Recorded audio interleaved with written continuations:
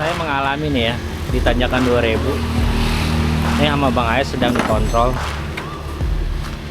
Jadi tiba-tiba mati gitu. Tapi tiba-tiba mati itu banyak sekali penyebabnya. Iya. Banyak gitu ya. Apa tuh salah satu? Salah satunya injektor mati ataupun pulpa. Oh, Nah, tapi kalau untuk di motor ini beda ceritanya. iya.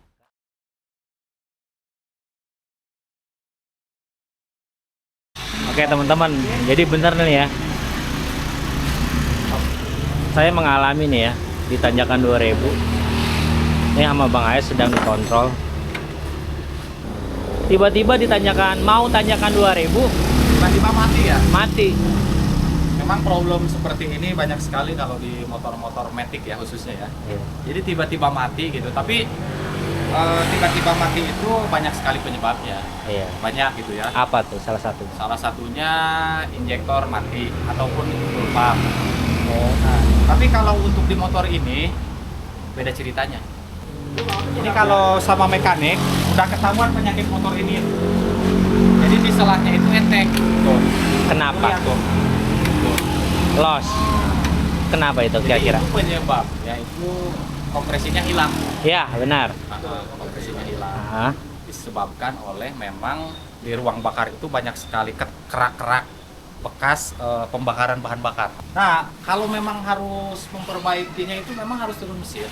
Tapi kita ada alternatif karena memang sekarang udah modern ya. gimana? Jadi ada cairan yang bisa membunuh kerak-kerak itu sehingga hancur gitu. Oh, gitu. Nah, teh. Ya itu kan rahasia bengkel. Nantilah kita ngobrolnya di belakang aja. Siap. Yuk, naon tah? Pautna.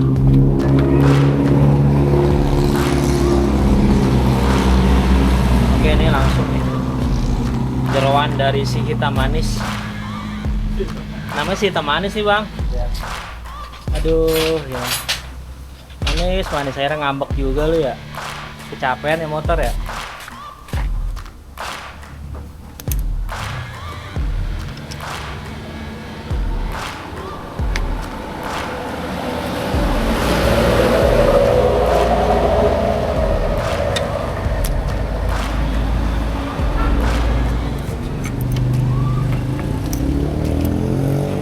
Itu namanya apa, Bang?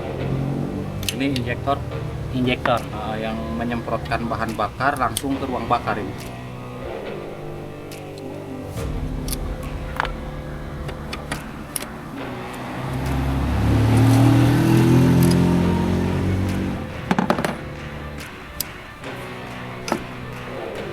Ya, teman-teman. Ini ya. Apa ini? Injektor. Ini apa, Bang? Injektor. Injektor itu. Oh, ini injektor, teman-teman. Buat dengan cara-cara khusus ya.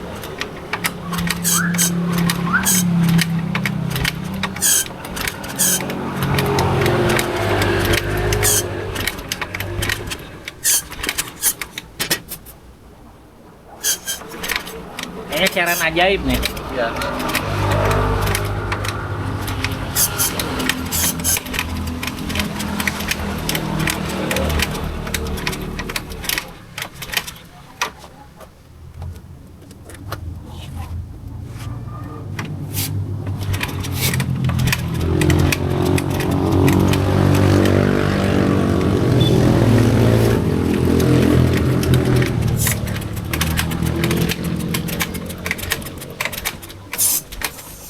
Oke teman-teman, Bang Ais coba untuk menghandle ya motor Beat.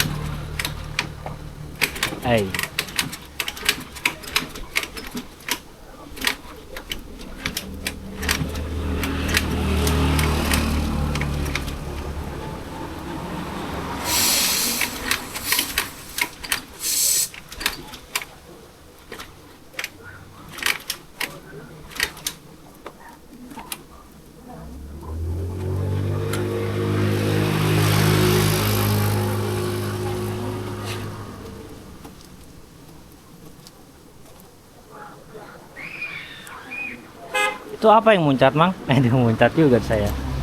Bensin. Oh, bensin muncat.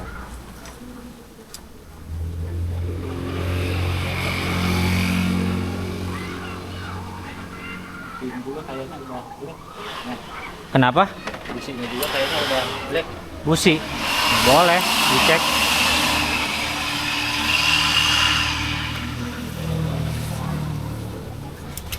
Ada bang yang kena apa deh? Harus dipatrikin berarti. Kumaha eta kunaon? Naon? Ya itu yang dijelaskan tadi. Kotoran kerak-kerak. Oh gitu, Mang. Jadi rekomendasinya bahan bakarnya harus pilih-pilih. Bahan bakarnya? Ya. Contoh? Pertama turbo kali-kali mah gitu biar ruang bakarnya bersih. Mau giveaway mana di beta? Oke, teman-teman nih sekalian ya kita ganti oli. Setelah tadi katanya injektor. Tapi untuk busi aman, Mang. Aman. Ini untuk oli juga hati-hati, banyak yang palsu juga. Oh. Yang KW gitu. Jadi, Maksudnya palsu tuh gimana? jadi Yang bedakan? mungkin dari warna oli gitu ya. Oke. Kemudian dari kemasan ini. Oh, begitu. Nah, harus hati-hati juga gitu. Jangan sembarangan lah. Berarti keluhannya di injeksi doang nih kotor. Tahunya sih di bagian ruang bakar. Iya. Di bagian ruang bakar. Jadi kikletnya itu keganjel sama kerak kotoran bekas pembakaran. Siap. Ini salah satu asisten Bang HS, Kang Agung. Kang Agung ke TikToknya apa? Agung Motovlog. Agung Motovlog. Ya. Informasinya katanya di Bennett. Iya, Aduh, udah 2000 sekarang dari nol lagi. Aduh. Sabar. sabar. Emang di Bennett karena apa? Apa? Di Bennett karena apa? Bikin Karena konten apa? bikin video balap gitu. Oh, Ya. gitu, sensitif ya. Iya. Oke, teman-teman, ini ada Scoopy juga. Ya. Kendalanya apa nih Bang Ais? Ini powernya kurang, akselerasinya kurang, jadi di tanjakan itu ngeden tenaganya, ngeden. Oke, Nggak ngedorong gitu, kurang ngedorong. Kan biasanya kalau memang motor ini kan masih karbu ya teknologinya ya. Iya. Jadi dia menggunakan sistem vakum. Vakum. Jadi vakum ini udah keras. Oke. Sehingga pas engine-nya ngisap gitu, ini kurang maksimal udaranya yang masuk ke ruang bakar. Oh, begitu. Ya, jadi tertahan, nggak maksimal motor. Berarti harus ganti vakum atau gimana? Mas? Harus ganti vakum. Ganti vakum. Beda lagi sama motor yang udah injection. Injeksi. Beda lagi. Berarti kalau injeksi tadi tuh contohnya tuh. Iya. Itu malah seperti mati. mati total gitu ya. Berebut juga nggak kuat tanjak juga bisa juga ya. Bisa juga. Harus bisa juga. bersihin ke situ ya. Bisa juga. Pokoknya banyak sekali penyebabnya ya. Saya kira tadi mesin. Ya memang itu mesin. Enggak, bagian maksudnya dari- mesin apa? kayak Apa tuh piston? Enggak. Ya? enggak, emang berkaitan sama itu. Jadi si piston mendorong ke ruang bakar itu harusnya kan klep masuk dan klep buang itu tertutup semua. Ah, Nah, kemudian ke ruang bakar itu kayak bensin, udara itu masuk. Kemudian si busi itu memercikan bunga api. oke. Terjadilah ledakan. Ledakan. Nah, ini tidak terjadi ledakan sehingga jadi si udara sama bensin itu jadi keluar duluan, bocor. Oh, benar-benar. Makanya tadi Bang Ais setelah itu benar-benar enteng banget. Enteng banget gitu. Karena kan gini, kalau teknologi motor itu gerak bolak-balik Iya. ya diubah menjadi gerak putar. Oke teman-teman, kali ini saya udah berada di bengkel AJR. AJRT, AJRT, apa tuh? Abang Mang. Jaya Racing Team. Oke. Kalau boleh tahu nih dengan Abang AS. Bang AS, coba dong memperkenalkan diri di konten saya ini. Silakan. Oke, assalamualaikum warahmatullahi wabarakatuh. Buat temen-temen Pian TV ya, Iya, dengan kawan Abang Yudi. dengan kawan juga. Abang siapa namanya? Abang Yudi. Abang Yudi. Channelnya apa? MUD channel. MUD channel. Waduh, mantap banget. Nanti teman-teman bisa subscribe kedua channel ini ya. Oke, jadi kali ini nama yang memang sudah popularitasnya sudah ada di daerah Sukamakmur ini ya, di khususnya jalur Puncak 2 itu namanya itu Abang HS, Bengkel Abang ya. Lebih dikenalnya Bengkel Abang gitu. Pokoknya nggak jauh dari warung nasi Tanggul. Mungkin Ya. teman-teman yang udah pada tahu warung nasi Tanggul ya. Jadi sebelum tanjakan 2000 gitu ya, guys. Abang kan membuka usaha bengkel. Ya, Pasti banyak sekali permasalahan mengenai motor ya. ya. Nah, jalur Puncak 2 ini kan saat ini sedang rame-ramenya digandrungi oleh wisatawan. Apalagi pada saat libur-libur nasional atau libur-libur Lebaran, Natal dan hal-hal lainnya ya. Ya. Banyak keluhan-keluhan apa aja dari wisatawan saat datang ke bengkel Abang HS ini? Karena jujur aja nih Bang, semenjak jalan ini bagus, banyak sekali kendala-kendala yang saya tahu ya, dari fatalnya kendaraan ataupun hal-hal lainnya. Saran dari Abang apa aja Bang?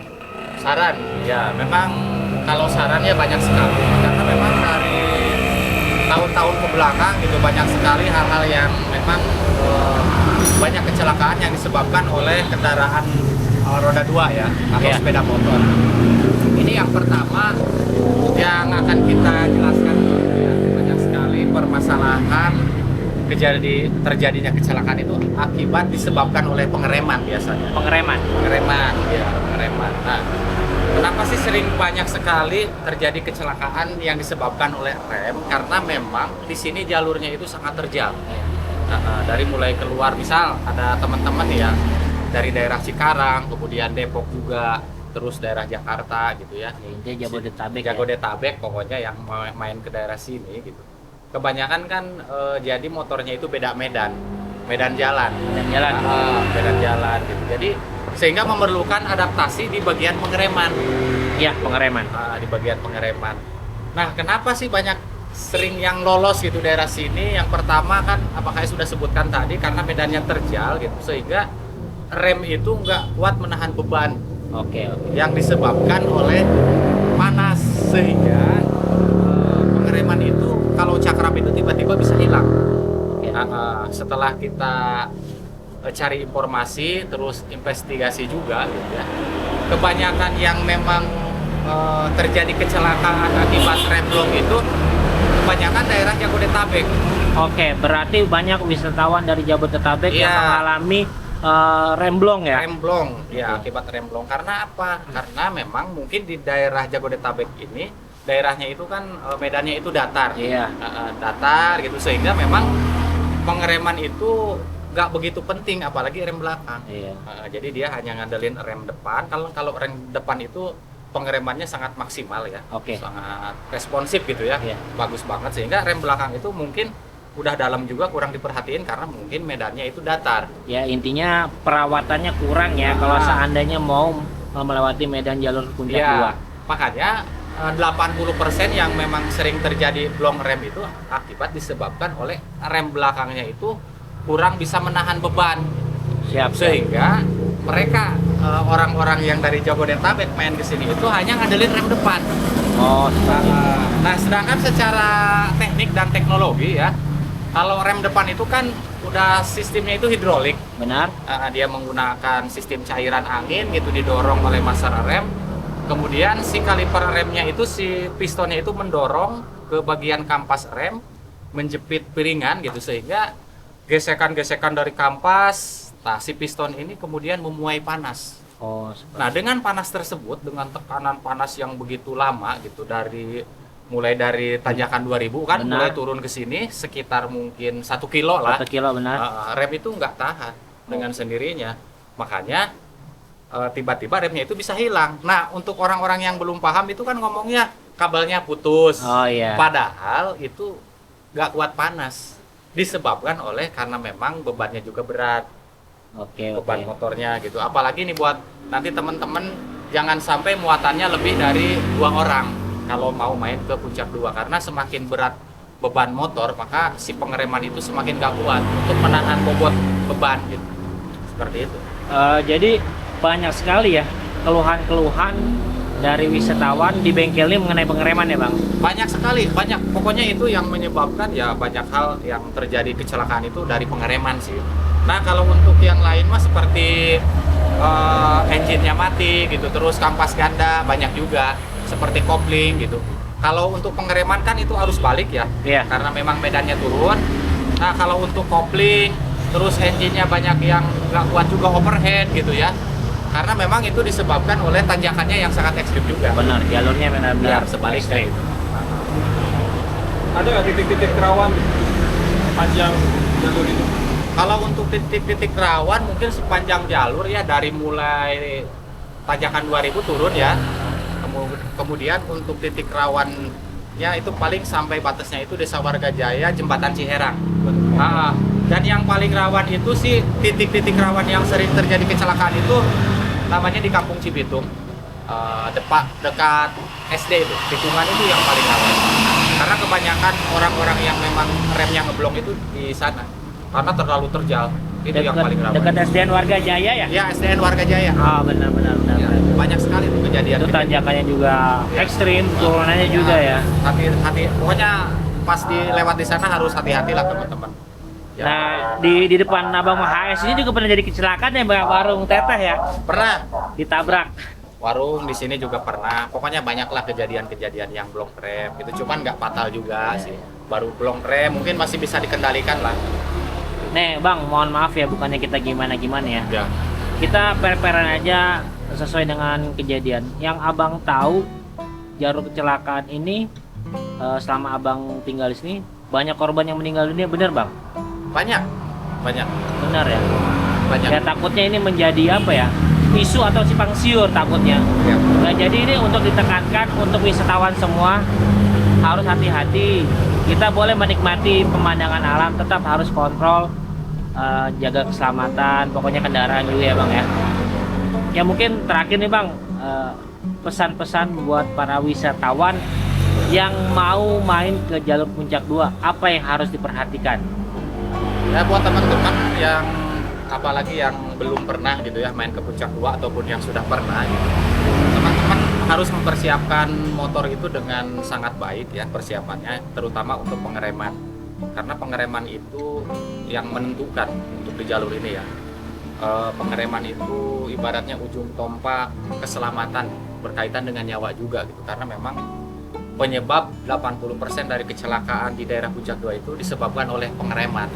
Makanya buat teman-teman yang khususnya daerah Jabodetabek gitu, kalau mau main ke daerah Puncak 2 harus dicek dulu pengeremannya, mungkin ya ke bengkel-bengkel terdekat juga harus dipersiapkan gitu. Nah khususnya rem belakang itu memang harus benar-benar sudah siap gitu ya untuk menghadapi Puncak 2, karena rem belakang itu walaupun memang pengeremannya kurang begitu optimal gitu, tapi setidaknya bisa menahan beban apabila rem depan itu terjadi blong. Ya intinya support untuk rem depan ya. Iya, untuk support bantu rem depan gitu ya, agar memang terhindar dari kecelakaan. Ya seperti itu aja. Oke, terima kasih Bang HS ya, Ya, atas informasi dan sama-sama, Bang ya Dian. apapun saran-sarannya. Yang mudah-mudahan para wisatawan bisa memperhatikan untuk keselamatan. Karena jujur aja, biarpun gimana juga jalur seperti apa, keindahan apapun juga, tetap keselamatan paling utama. betul. Oke, terima kasih Bang Ayas. Wassalamualaikum warahmatullahi wabarakatuh. Kalau untuk buka bengkel AJRT motor itu sekitar jam 7.00 pagi lah. Jam 7 pagi. Ya, jam 7 pagi udah ready buka gitu. Walaupun memang Abang HS juga agak siangan kesininya ya, karena ada karyawan yang sudah buka gitu. Nah, ini yang perlu saya tekankan kembali Bang. Seandainya ada trouble, bengkel ini udah tutup. Ya. Apakah Abang masih menerima atau membantu? Kalau memang datang ke rumah, misalkan dia butuh pertolongan, kita akan siap 24 jam. Kalau seandainya yang lebih efisien lah, Ya. nomor telepon bisa dicantumkan Bang? Bisa. Boleh di-share? Boleh, nggak apa-apa. Berapa Bang? 0857 0857 57 57 09 09 09 09 16. 16. YouTube-nya juga ada. Di Abang HS juga Abang YouTube-nya. HS, benar. TikTok-nya ada juga Abang HS. HS, apalagi Bang, Facebook atau yang lain?